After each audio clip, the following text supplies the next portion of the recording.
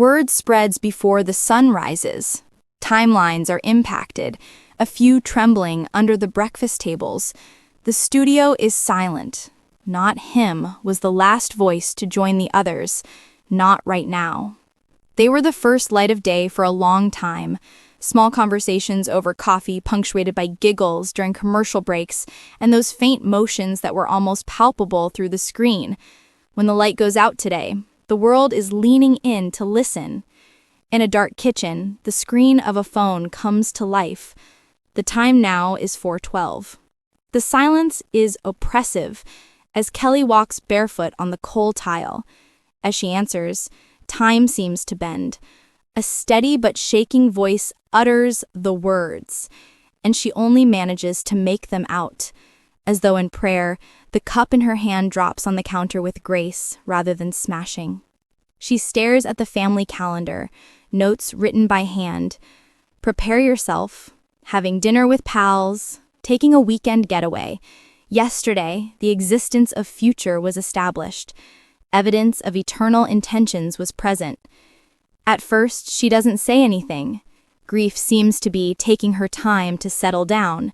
She inhales deeply 3 times, and the scene changes to a labyrinth of closed doors.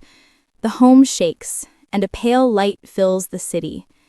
Children are running around the hallways, while the dog sniffs out an unresponsive door. Kelly moves carefully, careful with the edges of everything as she pours porridge and responds to questions that have no name yet. A framed photo of the couple is on the mantel, posing with real, unscripted smiles. She straightens it out. It tilts back in a persistent and familiar way, as if even pictures knew how to lean into their loved ones. The lights go off as the live concert starts. In a religious service, a producer's voice is as low as a librarian's. The empty chair beside hers echoes with the sound of quiet.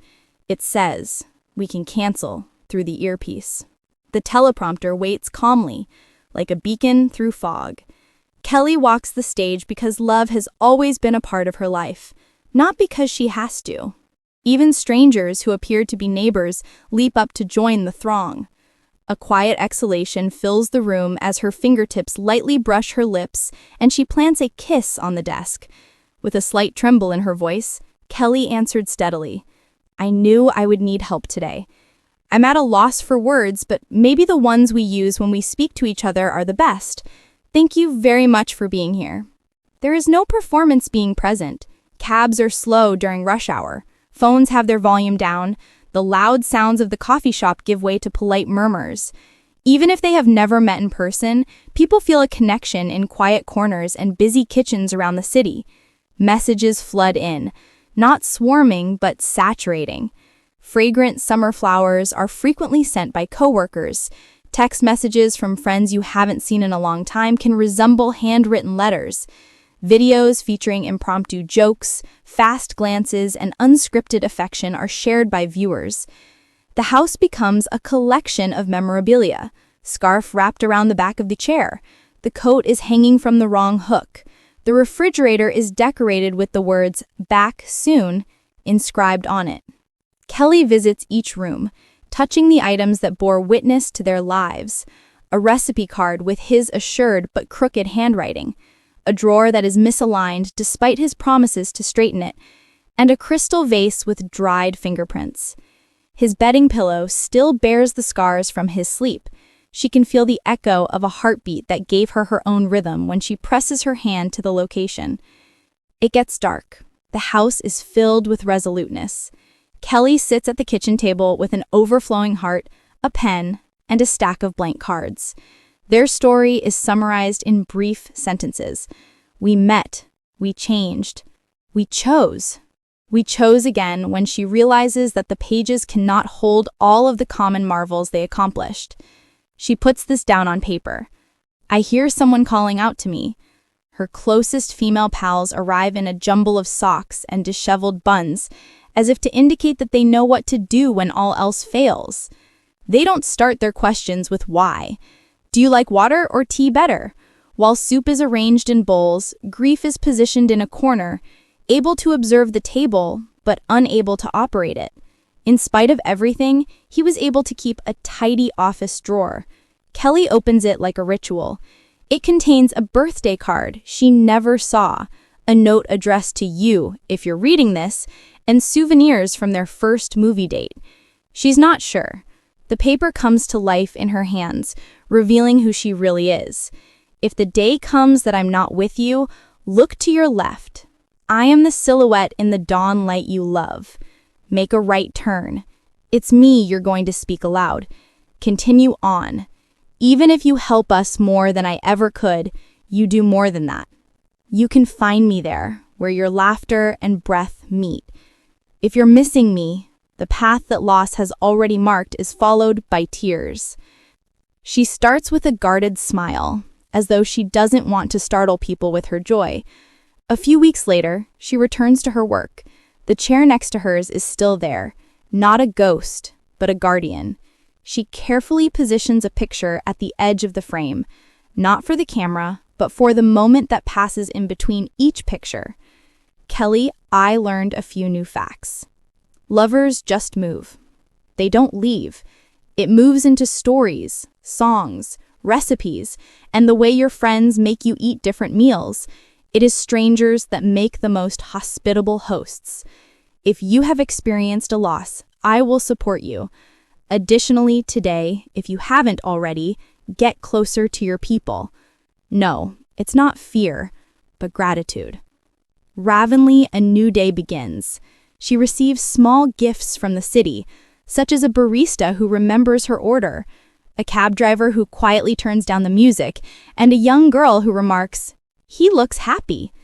Sadness doesn't go away. It just becomes more adept at being kind and doesn't ruin everything that stands in its way. When the days flip again, it coexists with laughter. She keeps a list of eyewitnesses on the refrigerator. Who won today? It's her daughter's joke from time to time. The neighbor occasionally stops by and takes the recycling can. From time to time, it resembles the letter in the drawer. Crumpled, unfolded, and crumpled again, growing stronger with every truth and softer with every fold. Hymn films, a dance in the backyard, a flower fight while cooking cookies, and a kiss that was stolen by the light from the refrigerator. In this fictional realm, their love is more like a river than a statue.